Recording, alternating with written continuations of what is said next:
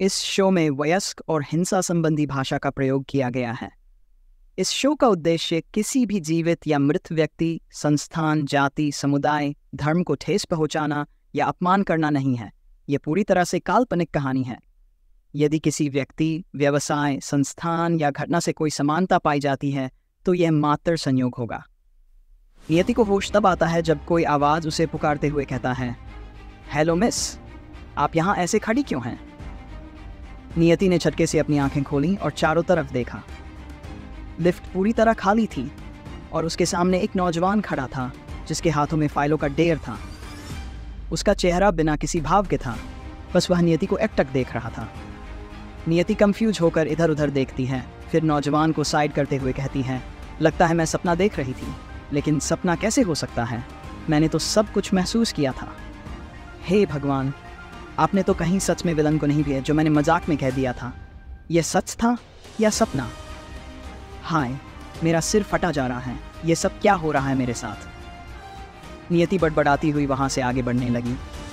वही लड़का जो अभी तक उसे अजीब नज़रों से देख रहा था, बिना कुछ कहे लिफ्ट में वापस चला गया।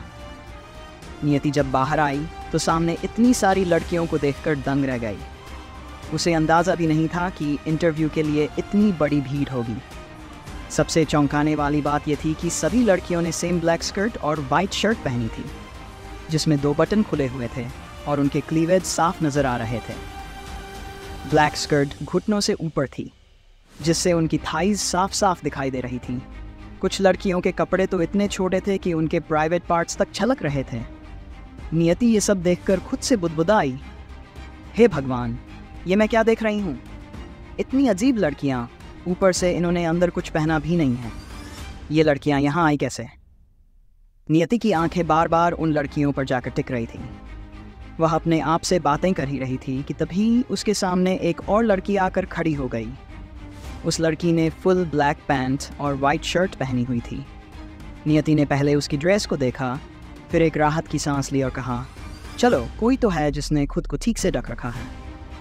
उसके बाद नियति धीरे धीरे नज़रें ऊपर करती है और देखती है कि लड़की के गले तक सारे बटन बंद हैं।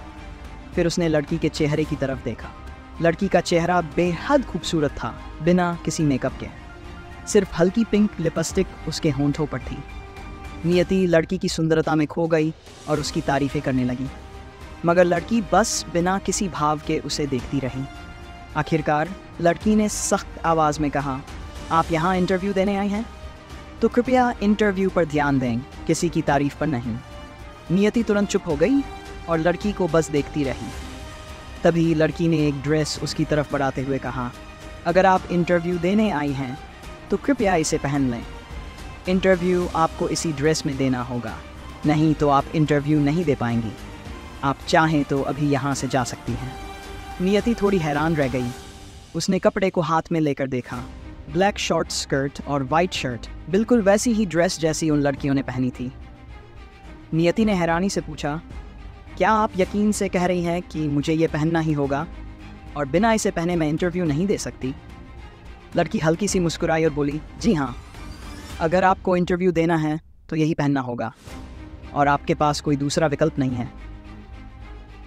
इतना कहकर लड़की ने उसे चेंजिंग रूम की ओर इशारा किया।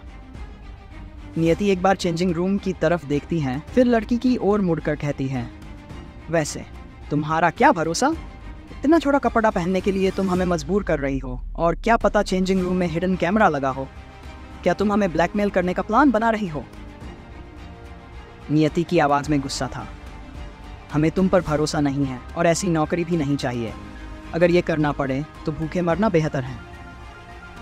इतना कहकर वह बिना किसी की ओर देखे मुड़कर लिफ्ट की तरफ जाने लगी। पीछे से लड़की मुस्कुरा रही थी, लेकिन नियति ने उसे देखा नहीं। वह सीधा लिफ्ट में जाकर घुस गई और लिफ्ट बंद हो गई।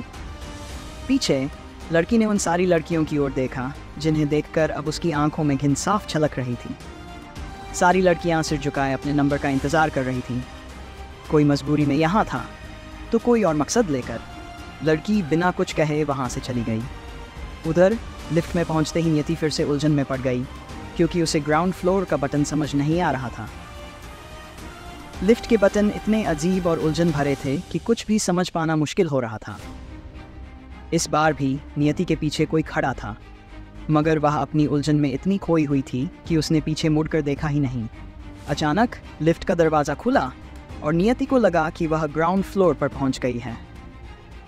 बिना सोचे समझे वह लिफ्ट से बाहर निकल गई और बावरी को ढूंढने लगी, लेकिन उसे ये नहीं पता था कि लिफ्ट में जो व्यक्ति उसके पीछे खड़ा था वह भी अब चुपचाप उसका पीछा कर रहा था।